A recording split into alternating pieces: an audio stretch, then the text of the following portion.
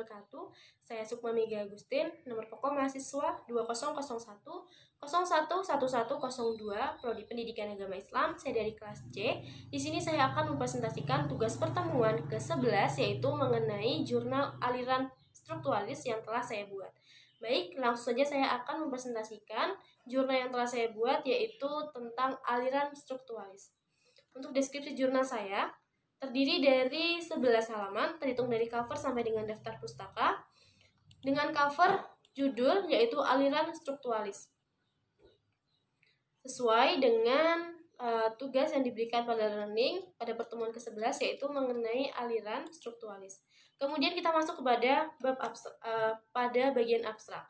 Dalam jurnal ini, penulis akan membahas mengenai aliran strukturalis. Materi ini sangat penting bagi pembaca karena dalam menentukan struktur pembentukan untuk bahasa yang baik dan benar menurut ejaan yang disempurnakan harus diperlukan pemahaman tentang kriteria, pengertian, serta keunggulan dan kelemahan aliran strukturalis. Di sini penulis juga mengajak pembaca untuk membaca jurnal ini sebagai tambahan wawasan dan pengetahuan agar semakin paham mengenai salah satu aliran sintaksis, yaitu mengenai strukturalis. Kemudian saya meletakkan kata kunci. Yang pertama adalah aliran dan yang kedua strukturalis. Selanjutnya yaitu kata pengantar. Seperti biasa, penulis menyampaikan rasa syukur kehadirat Allah Subhanahu wa Ta'ala karena dengan rahmatnya penulis dapat menyelesaikan tugas jurnal ini. Kemudian juga menjelaskan tujuan dari penulisan jurnal dan mengucapkan terima kasih serta permohonan maaf apabila terdapat kekeliruan atau kesalahan dalam pembuatan dan materi yang terdapat pada jurnal ini. Jurnal ini saya buat di Rumbia pada tanggal 5 Desember 2020. Kita masuk pada bab yang pertama, yaitu pendahuluan, di mana pada 1.1 mengenai latar belakang.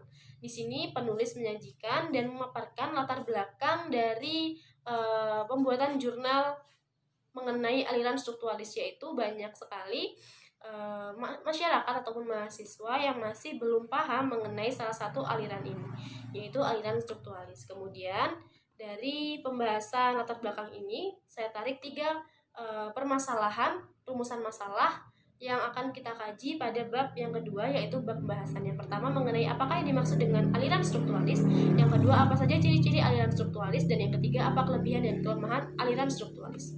Kita masuk pada bab yang kedua, yaitu pembahasan, di mana pada 2.1 mengenai pengertian aliran strukturalis.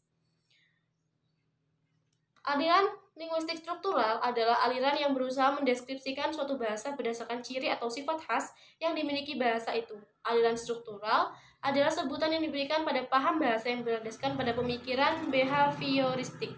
Jadi, dengan didasari kepada paham behavioristik, hakikat bahasa itu dipandang dari perwujudan lahiriah. Jadi, di dalam taksonomi gramatika disusun dari tatanan terendah berupa fonem, morfem, frasa, klausa, sampai tatanan tertinggi yang berupa kalimat. Kemudian 2.2 yaitu ciri-ciri aliran strukturalis. Yang pertama adalah berdasarkan pada paham behaviorisme. Kemudian yang kedua, bahasa merupakan ujaran. Yang ketiga, bahasa merupakan sistem tanda yang arbiter dan konvensional. Kemudian yang keempat, bahasa merupakan kebiasaan habit. Berdasarkan sistem habit, pengajaran bahasa ditetapkan metode latihan dan praktik, ya ini suatu bentuk latihan yang terus menerus dan berulang-ulang sehingga membentuk kebiasaan. Kemudian yang kelima, gramatika berdasarkan kerumunan. Yang keenam, level-level gramatika ditegakkan secara rapi. Kemudian yang ketujuh, analisis dimulai dari bidang morfologi. Selanjutnya yang kedelapan, bahasa merupakan deret sistematik dan paradigmatik. Kemudian yang ke-9, analisis bahasa secara deskriptif. Dan yang terakhir 10, analisis struktur bahasa berdasarkan unsur langsung. Kemudian kita masuk kepada 2.3 mengenai kelebihan dan kelemahan aliran strukturalis. Yang pertama, kelebihan aliran strukturalis. Yang pertama, aliran ini sukses membedakan konsep grafem dan fonem. Kemudian yang kedua, metode drill dan praktik membentuk keterampilan berbahasa berdasarkan kebiasaan. Yang ketiga, kriteria kegramatikan berdasarkan kerumunan sehingga mudah diterima masyarakat awam. Yang keempat, level kegramatikan mulai rapi, mulai dari fonem, kata, frase, klausa, ataupun kalimat. Dan yang kelima, berpijak pada fakta serta tidak mereka-reka. Kemudian kelemahan aliran strukturalis, yang pertama bidang morfologi dan sintaksis dipisahkan secara tegas. Kemudian yang kedua, metode drill dan praktik sangat memerlukan ketekunan, kesabaran dan sangat bermacam-macam atau